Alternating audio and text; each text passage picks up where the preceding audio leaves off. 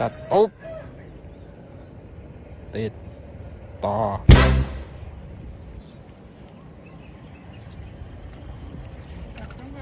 ไม่เลยครับครับผม ได้ไหมครับได้มา2 ตัวปลาช่อนหรืออะไร วันนี้ อ๋อปลานิล ปลาช่อน น้าเห็นชะโดขึ้นบ้างไหมครับผม โรงเรียนธัญญาเหรอครับ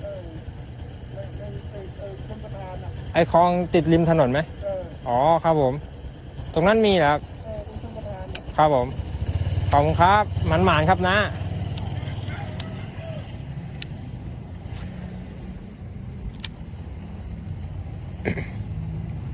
เหมือนเราจะมาผิดที่แล้ว